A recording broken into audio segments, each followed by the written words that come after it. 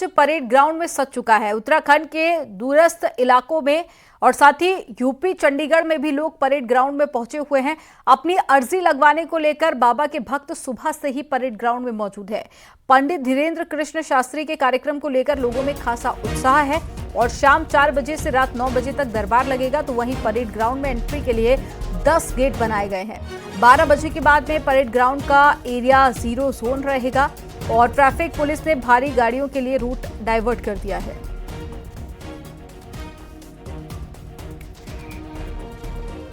बारह बजे के बाद में 0 जोन इसे घोषित कर दिया जाएगा।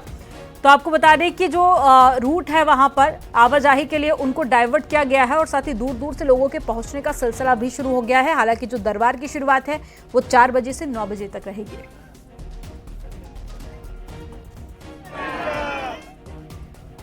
बाबा बागेश्वर धाम के नाम से मशहूर पंडित धीरेन्द्र कृष्ण शास्त्री के दरबार का मंच सज चुका है और आप देखिए ये वही मंच है जहां पर शाम 4 बजे पंडित धीरेन्द्र शास्त्री आएंगे और अभी से 4 बजे कार्यक्रम होना है। 4 बजे कार्यक्रम नियत है, लेकिन लोग जो हैं वो अभी से यहाँ पर आ चुके हैं। जय श्री राम के नारे यहाँ पर लग रहे हैं और लोग अपनी अर्जी लगाने के लिए यहाँ पर दूर दूर से पहुंचे हुए। मैडम कहाँ से आई हैं आप? हम देहरादून से आए हुए। और सुबह ही आ गई? 4 बजे लगना है? बिल्कुल बिल्कुल सुबह ही आ गए हम।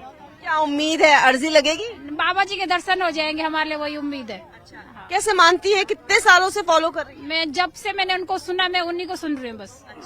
आप कहाँ से आए सर? हम चंडीगढ़ से आए हैं और राम जी के बड़े भक्त में हैं। हनुमान जी के 14 साल से राम जी हनुमान जी की सेवा कर रहे हैं और हम यही चाहते हैं कि सभी भक्तजन राम राज्य में बने रहें और हनुमान जी की कृपा इस भारत भूमि में सभी को राम जी हनुमान जी से जुड़े हुए और जय श्री राम के नारा गाते हुए। अच्छा, आप भी चाहते हैं अपनी अर्जी लगाना? हाँ जी, बाकी हनुमान जी के नाम की माला चल रही है।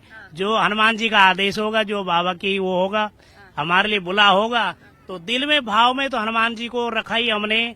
मनोजवम मार तुल्य वेगम जितेन्द्रियम बुद्धिमताम वरिष्ठम वातात्मजम वानरयुतमुखम श्री राम दूतम शरणम प्रपद्ये। जब उनकी कृपा होती है तो सभी भक्तों के लिए अर्जी बुलावा अवश्य होता है। और एक बात हो रही हमारी, इस पे ये नहीं होना चाहिए कि कोई वीआईपी बैठा है, कोई ऐसा बैठा है, ये भेदभाव नहीं। सब भक्तजन एक समान, हनुमान जी के लिए सब एक है। गुरु मैडम आप कहाँ से आई हैं? हम चंडीगढ़ से आए हैं और हम बागेश्वर बाबा के बहुत बड़े भक्त हैं और हम अपनी अर्जी लगाने के लिए आए हैं। और लोग जो है चंडीगढ़ देहरादून के अलावा दूसरे प्रदेशों से भी यहाँ पर आए हैं और सभी उम्मीद कर रहे हैं कि उनकी अर्जी आज बाबा बागेश्वर धाम के दरबार में लग जाए। कैमरा पर्सन संदीप नेगी के साथ न्यूज 18 के लिए देहरादून से भारती सकलानी उनियाल। और ज्यादा जानकारी के साथ में भारती सकलानी लाइव भी जुड़ गई हैं, जिनकी आप अभी रिपोर्ट देख रहे थे। भारती का रुख कर लेते। भारती, तस्वीरें आप दिखाइए और साथ ही क्या कुछ इंतजाम प्रशासन की तरफ से किए गए हैं, क्योंकि बाबा बागेश्वर का जब दरबार लगता है तो दूर दूर से लोग पहुंचते हैं। ऐसे में बड़ी संख्या में जब लोग पहुंचते हैं तो उनके लिए इंतजाम करना भी थोड़ा मुश्किल होता है। तो ऐसे में किस तरह की तैयारियां हैं? देखिए, फेस्टिव सीजन है और इस फेस्टिव सीजन में आज लोगों को जब सड़कों पर निकलना है तो परेशानी झेलनी पड़ सकती है, क्योंकि अभी से कितनी भीड़ आ चुकी है परेड ग्राउंड में। सबसे पहले तो वो तस्वीरें हम आपको दिखा देते हैं।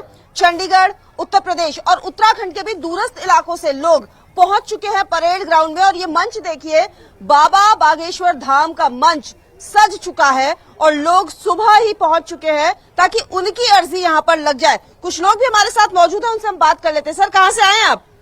देहरादून से ही। देहरादून से ही है। तो 4 बजे से था दरबार का समय, तो आप सुबह ही आ गए? हम 7 बजे आ गए मैडम। 7 बजे ही आ गए। अर्जी लगानी है? अर्जी लग जाएगी तो अच्छी बात है। तो कब से फॉलो कर रहे हैं? फर्स्ट बार है मेरा। अच्छा, पहली बार आए हैं। तो क्या आपको लगा कि आपको आना चाहिए इस दरबार में और अर्जी लग जाए तो बहुत अच्छा? हाँ भाई, उम्मीद तो यही है, लग जाए तो अच्छी बात है, नहीं तो दर्शन कर लेंगे वही बहुत है। अच्छा। आप बताइए मैडम, थोड़ा सा इस तरफ आइए, इस तरफ आइए। बताइए कहाँ से आई हैं आप? हम लोग देहरादून से आए। हाँ जी। क्या है आज उम्मीद, लगेगी अर्जी? देखो, उम्मीद तो लेके आए। क्या पसंद आती है चीजें और क्या आपको लगा कि आपको आना चाहिए, यहाँ पर सुनना चाहिए? हम लोग बाबा की कथा सुनते रहते हैं। हम बागेश्वर धाम भी 3-4 बार जा रखे हैं, पर अर्जी अभी तक नहीं लगी है। उम्मीद लेके बैठे हैं कि लग जाए। देखो। दूर दूर से लोग यहाँ पर पहुंचे हुए हैं। एक बार फिर से हम चाहेंगे कि आप ये तस्वीरें देखिए और सुबह से ही ये पूरा जो परेड ग्राउंड है, प्रशासन को भी ये उम्मीद है कि ये पूरा का पूरा जो परेड ग्राउंड है ये यहाँ पर भर जाएगा और ऐन वक्त पर इस कार्यक्रम स्थल को बदला गया तो है। भारतीय तैयारियां पूरी हो चुकी हैं और साथ ही ये देखिए लोगों की आस्था है कि सुबह से ही लोगों के पहुंचने का सिलसिला शुरू हो चुका है। जानकारी साझा करने के लिए बहुत शुक्रिया भारतीय आपका। और चलिए खबरों में आगे बढ़ेंगे। लोकसभा चुनाव को लेकर सीएम धामी नए प्लान पर काम कर रहे हैं और सीएम पुष्कर सिंह धामी के प्रदेश भर में ताबड़तोड़ दौरे तय कर दिए जा रहे हैं और इसके लिए जिला और लोकसभा वार उन योजनाओं की लिस्ट भी तैयार की जा रही है जिनका शिलान्यास या फिर लोकार्पण होना है।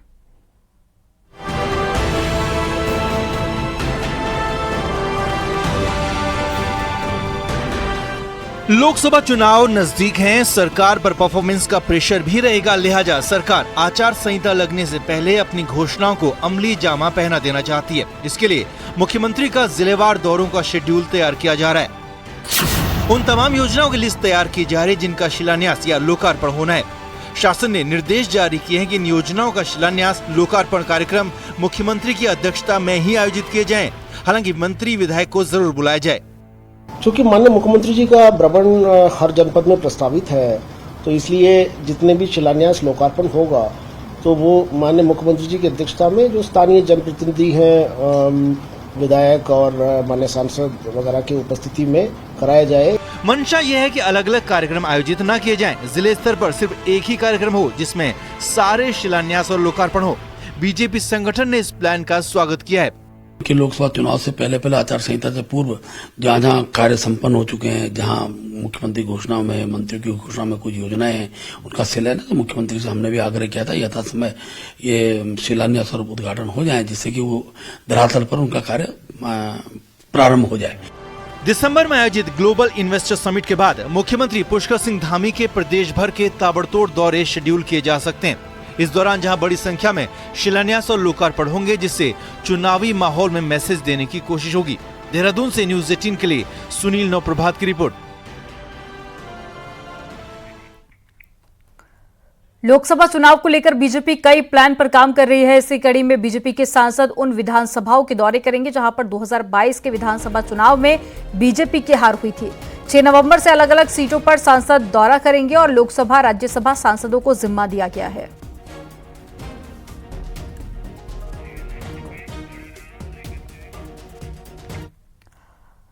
देश में चल रहे क्रिकेट विश्व कप का असर पहाड़ के टूरिज्म में भी दिख रहा है। विश्व कप की खुमारी से पहाड़ में पर्यटकों की कमी देखी जा रही है। नैनीताल के हालात ये हैं कि पार्किंग खाली है तो होटल्स भी टूरिस्ट की कमी झेल रहे हैं। कारोबार में आई कमी से कारोबारी खासा निराश हैं। हालांकि दीपावली के बाद में कारोबार बेहतर होने की उम्मीद है।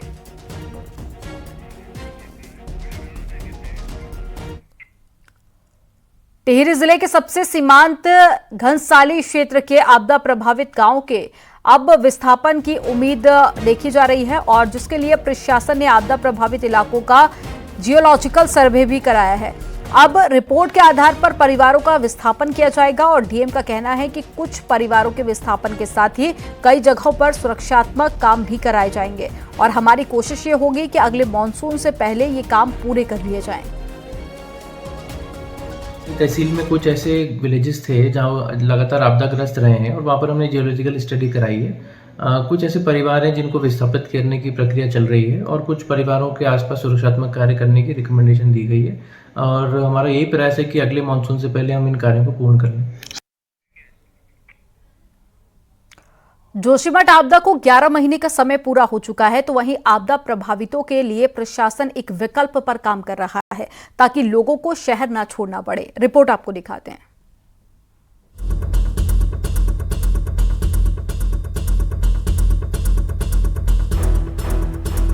केंद्र सरकार और राज्य सरकार प्रभावित परिवारों की हर संभव मदद कर रही है। अभी तक 173 परिवारों को विस्थापित किया जा चुका है और 40 करोड़ का मुआवजा भी दिया जा चुका है। वहीं अब प्रशासन रेट्रोफिटिंग से बचे हुए मकानों को ठीक करने का विकल्प भी मांग रही है, यानी कि जिन घरों में दरारें पड़ रही हैं, अब उन घरों को ठीक किया जा सकता है। ये अनुरोध किया है कि वो अपना जो विकल्प है उसका चयन कर सकते हैं कि आप संपूर्ण मुआवजा प्राप्त करने के पश्चात जोशीमठ नगर क्षेत्र से को छोड़ना चाहते हैं या अपने भवनों की रेट्रोफिटिंग इत्यादि कराना चाहते हैं।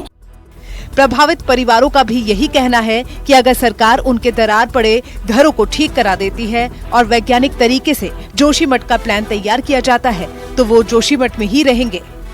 इस पे हमारा कहना यह है कि जो जोशीमठ का स्थानीय निवासी है या यहाँ का जो मूल निवासी है, जिसके की बहुत सारी पीढ़ियां यहाँ पे रह चुकी हैं और इसके अलावा भी उनकी संपत्तियां इस नगर में हैं, तो हमारा कहना ये रहेगा कि उन लोगों के लिए ये खुला विकल्प होना चाहिए कि उन लोगों के यदि भवन आज रेट्रोफिटिंग के द्वारा फिर से पुनर्जीवित किए जा सकते हैं, उन घरों में फिर से बसावट की जा सकती है, तो सरकार को उस विकल्प को उन लोगों के लिए खोल देना चाहिए। जोशीमठ के लिए केंद्र सरकार 1800 करोड़ स्वीकृत कर चुकी है और अब उन सभी कामों को करने की आवश्यकता है जिससे जोशीमठ नगर सुरक्षित हो सके। न्यूज़ 18 के लिए चमोली से नितिन सेमवाल की रिपोर्ट। और अब खबर रुद्रपुर से है, जहां की प्रीत विहार में चलने वाले एक गैर रजिस्टर्ड अस्पताल में 6 दिन के बच्चे की मौत के बाद में शुक्रवार को जमकर हंगामा हुआ। मौके पर पहुंचे विधायक के शिव अरोड़ा का पारा इस कदर चढ़ गया कि उन्होंने अस्पताल संचालक को पीटने की धमकी दे डाली। आरोप है कि अस्पताल झोलाछाप डॉक्टर के भरोसे चल रहा है और विधायक अरोड़ा के हस्तक्षेप के बाद में कथित अस्पताल के खिलाफ जांच बैठा दी गई है, जिसको लेकर पहले भी शिकायतें आने की बात भी अब सामने आई है।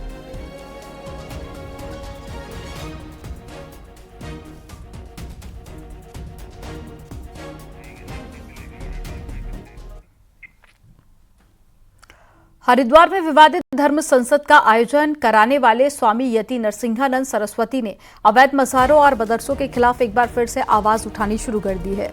उनकी मौजूदगी में कई संतों ने हरिद्वार की हर की पैड़ी से पैदल यात्रा शुरू की और पैदल यात्रा कर संतों का ये दल मुख्यमंत्री से मुलाकात करके उत्तराखंड को मस्जिद और मज़ारों से मुक्त करने की मांग करेगा।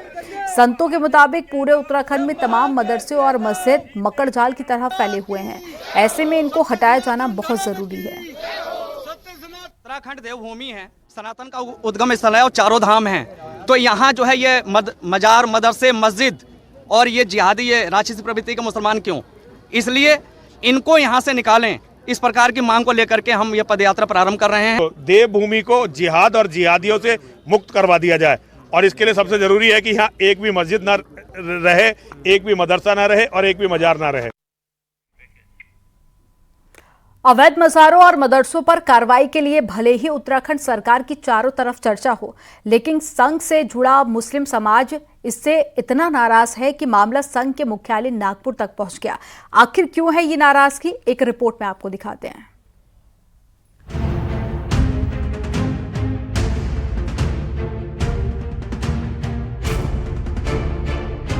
देवभूमि में बनी इन मज़ारों और मदरसों को अवैध बताकर धामी सरकार इन पर लगातार बुलडोजर चला रही है, लेकिन सरकार की इस कार्रवाई का राष्ट्रीय स्वयंसेवक संघ से जुड़े लोग खुला विरोध करने लगे हैं। संघ से जुड़े मुस्लिम मंच ने तो बाकायदा इस कार्रवाई की शिकायत संघ के राष्ट्रीय पदाधिकारियों से कर डाली है और कार्रवाई रोकने की मांग की है। साथ ही 2024 लोकसभा चुनाव के लिए चेतावनी भी जारी कर दी है कि इन हालात, इन परिस्थितियों में उत्तराखंड का मुसलमान किस तरीके से भाजपा या संघ पर अपना विश्वास कायम रख सकता है। ये एक बहुत बड़ा सवाल है जिसको हमने आगे उठाया है। हम इंतजार में हैं कि अब आने वाला चुनाव 2024 का है, हमारी तरफ से स्पष्ट संदेश है। दूसरी तरफ बीजेपी संगठन सरकार की कार्रवाई के साथ खड़े हैं। उनकी दलील है कि सरकार केवल अवैध रूप से चिन्हित मज़ारों पर ही बुलडोजर चला रही है। देखिए, सरकार ने जब इन पर कार्रवाई शुरू की थी, अवैध अतिक्रमणों पर जब कार्रवाई शुरू की थी, सबसे पहले एक सर्वे करवाया था कि किन मज़ारों के नीचे मानवीय अवशेष हैं। लगभग सभी मामले फर्जी पाए गए और कहीं भी ऐसे कोई अवशेष नहीं मिले जिसमें हम कहें कि ये मज़ारें बिल्कुल ठीक हैं। तो सरकार द्वारा जो कार्रवाई की जा रही है वन क्षेत्रों में, राजस्व क्षेत्रों में जहां अवैध मज़ारें बनाई गई हैं, वह बिल्कुल ठीक है। दरअसल मुस्लिम मंच की दलील है कि एक तरफ संघ प्रमुख मोहन भागवत और पीएम नरेंद्र मोदी पीर और फकीरों को मानने वाले सूफी समाज को बीजेपी की विचारधारा से जोड़ने की बात कर रहे हैं, लेकिन इसके विपरीत उत्तराखंड सरकार की मज़ारों पर कार्रवाई से सूफियों को मानने वाला सुन्नी और सूफी समाज नाराज है। ऐसे में 2024 में मुस्लिम समाज के बीच जाकर बीजेपी के लिए वोट मांगना मुस्लिम मंच और बीजेपी अल्पसंख्यक मोर्चा के कार्यकर्ताओं के लिए चुनौतीपूर्ण होगा। हल्द्वानी से न्यूज 18 के लिए शैलेंद्र नेगी की रिपोर्ट।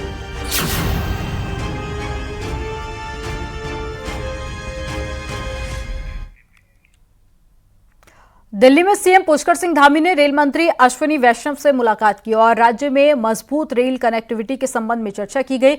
इस मौके पर लखनऊ से देहरादून के लिए वंदे भारत ट्रेन चलाने की मांग की गई। साथ ही टनकपुर बागेश्वर रेल लाइन निर्माण की जल्द स्वीकृति देने की भी मांग की गई। इसके साथ साथ अहमदाबाद से काठगोदाम, हरिद्वार और देहरादून को जोड़ने के लिए सीधी रेल सेवा शुरू करने की भी मांग की गई। दून एक्सप्रेस में कोटद्वार के कोच का और साथ ही जनता एक्सप्रेस में रामनगर के कोच का पुनः परिचालन करने और साथ ही टनकपुर से राजस्थान के मेहंदीपुर, बालाजी तक नई रेल सेवा प्रारंभ करने का भी अनुरोध किया गया।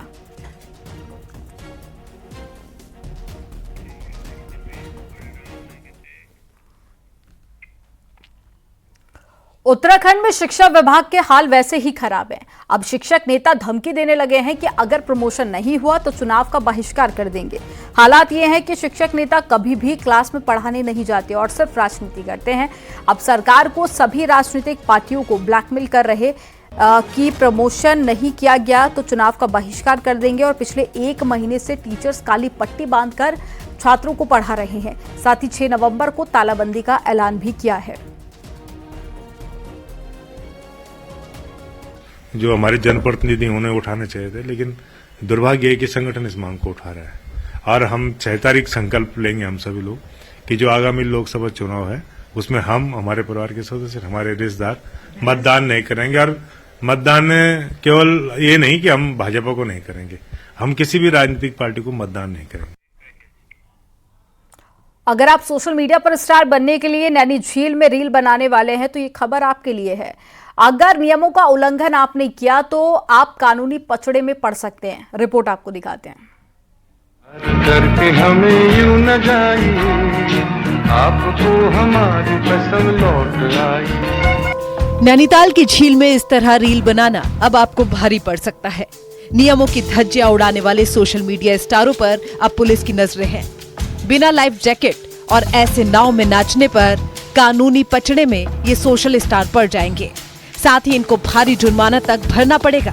वहीं नाव मालिकों पर तो नाव लाइसेंस रद्द करने तक की कार्रवाई हो सकती है। हालांकि अब प्रशासन ने नाव मालिकों को ही इसके लिए जिम्मेदार बनाया है। साथ ही कहा है कि बोट पर जाने वाले टूरिस्टों के नाम और मोबाइल नंबर रखना होगा, जिससे ऐसे टूरिस्टों पर कार्रवाई की जा सके। तो ऐसे लोगों पर कार्रवाई करने के लिए हमने एक सिस्टम बनाया। पुलिस को भी सख्त निर्देश दिए गए हैं और इसमें पुलिस ने कुछ चालान और भी किए हैं। इसके अलावा अब एक सिस्टम हम लोग यहाँ डेवलप कर रहे हैं नया सा, ताकि जो भी पर्यटक जिस बोट पर जाता है उस बोट वाले के साथ में कौन पर्यटक है, कम से कम एटलीस्ट उसमें एक व्यक्ति का नाम और उसका मोबाइल नंबर वहाँ पर रहे। सोशल मीडिया में लाइक और कमेंट और फॉलोअर बढ़ाने के लिए पर्यटक अपनी जान तक जोखिम में डाल देते हैं, तो पालिका द्वारा बनाए गए नियमों को भी दरकिनार कर देते हैं। खास तौर पर भीड़ भाड़ के दौरान तो खतरा और भी ज्यादा होता है। लाइफ जैकेट और नाव में खड़े होकर नाच गाना होता है तो डूबने और नाव पलटने का भी खतरा बना होता है। हालांकि प्रशासन की सख्ती को नाव चालक बेहतर कदम तो बता रहे हैं, लेकिन पर्यटकों से भी जिम्मेदार बनने की अपील कर रहे हैं। इस तरह ये फैसला जो है हमारे हित में भी अच्छा है और कस्टमरों के लिए भी अच्छा है। हम इसको पूरा संज्ञान में लेते हुए प्रत्येक नाव चालक से कह रहे हैं कि बोट में ऐसी गतिविधियां नहीं होनी चाहिए। कोई भी कस्टमर ऐसा करता है तो तुरंत उसके ऊपर कार्रवाई हो। बहरहाल अगर आप भी झील में कुछ ऐसा कर रहे हैं तो सावधान रहें। आप पर कार्रवाई तो होगी ही, लेकिन अगर थोड़ा सावधानी हटी तो आपके साथ भी बड़ी अनहोनी हो सकती है। न्यूज 18 के लिए नैनीताल से वीरेंद्र बिष्ट की रिपोर्ट। अब बात करते हैं छात्र संघ चुनाव की। तो हल्द्वानी में मौजूद प्रदेश के दूसरे सबसे बड़े डिग्री कॉलेज MBPG में शुक्रवार को जबरदस्त हलचल देखने को मिली है। अपने प्रत्याशियों के नामांकन को पहुंचे छात्र संगठन ने कॉलेज के बाहर रोड पर अपनी ताकत का एहसास कराया और विशेष तौर पर ABVP के कार्यकर्ता जोश में दिखे और नामांकन में मौजूद स्टूडेंट्स की संख्या को देखते हुए जीत का दावा किया। हालांकि निर्दलीय प्रत्याशी संजय जोशी को NSUI के समर्थन के ऐलान के साथ ही मुकाबला और भी ज्यादा रोचक हो गया है। इस बार विद्यार्थी परिषद ने मजबूती दावेदारी की है और सिंगल प्रत्याशी मुझे घोषित किया है। और देखिए, बहुत विकास कार्यों के साथ हम यहाँ पर धरातल में उतरे हैं और मुझे इतना उम्मीद है कि इतना ज़्यादा समर्थन भाई बहनों का मिला है तो ज़रूर आप सब मेरे साथ अध्यक्ष बनेंगे और ज़रूर हम कॉलेज का भी विकास करेंगे। कुमाऊं विश्वविद्यालय में छात्र संघ चुनाव के लिए शुक्रवार को नामांकन हो गए हैं। डीएसपी परिसर नैनीताल में विभिन्न पदों के लिए कुल 18 छात्र संघ उम्मीदवारों ने नामांकन किया है। अध्यक्ष और संयुक्त सचिव पद पर त्रिकोणीय मुकाबला है, जबकि अन्य पदों पर सीधी टक्कर है। अब शनिवार को नाम वापसी के बाद में छात्रों की आम सभा होगी और 7 नवंबर को चुनाव होंगे। नामांकन से पहले छात्र नेताओं ने रैली निकाली और अपने समर्थन में वोट करने की अपील की। पत्रों की जांच, उसके बाद 6 तारीख को आप जनरल आम सभा होगी और 7 तारीख को विधिवत चुनाव करा लिए जाएंगे। और चलिए अब आपको पहाड़ से जुड़ी हुई 10 बड़ी खबरें दिखाते हैं फटाफट अंदाज में। उत्तरकाशी में मनेरी पुलिस ने अवैध चरस के साथ में एक तस्कर को गिरफ्तार किया है। ये तस्कर हरियाणा का बताया जा रहा है, जिसके पास से 900 ग्राम अवैध चरस बरामद हुई।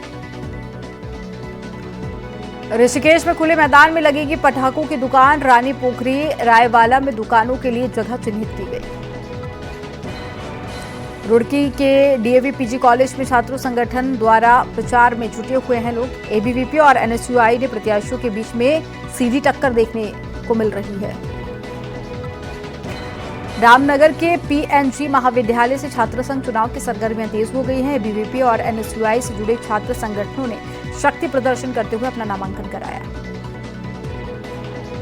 हरिद्वार में राशन डीलर्स के बिलों का भुगतान नहीं किया जा रहा है, जिससे कि नाराज राशन डीलर्स ने जिला खाद्य आपूर्ति कार्यालय पर इकट्ठा होकर धरना दिया। दिसंबर में होने वाले ग्लोबल इन्वेस्टर समिट को लेकर बीजेपी उत्साहित है। बीजेपी में ऋषिकेश में कार्यकर्ताओं को समिट को लेकर जानकारी भी दी गई। बद्रीनाथ धाम में राष्ट्रपति द्रौपदी मुर्मू के 8 नवंबर को प्रस्तावित दर्शन को लेकर डीएम ने व्यवस्थाओं का जायजा लिया। हेलीपैड से मंदिर परिसर तक सभी पॉइंट पर सुरक्षा टाइट रखने के निर्देश दिए गए। बागेश्वर पहुंचे बीजेपी प्रवक्ता मनवीर चौहान ने कहा कि लोकसभा चुनाव में बीजेपी सभी 5 सीटों पर जीतेगी, क्योंकि डबल इंजन की सरकार से प्रदेश का चहुमुखी विकास हो रहा है। सीएम पुष्कर सिंह धामी 10 नवंबर को कोटद्वार आएंगे। सीएम धामी बुद्धा पार्क के पास में बनने वाले बीजेपी के जिला कार्यालय का शिलान्यास करेंगे। रामनगर में WWF के साथ में मिलकर कॉर्बेट टाइगर रिजर्व गिद्धों पर एक रिसर्च करने जा रहा है, जिससे कि इन गिद्धों के बारे में अधिक से अधिक जानकारी जुटाई जा सके।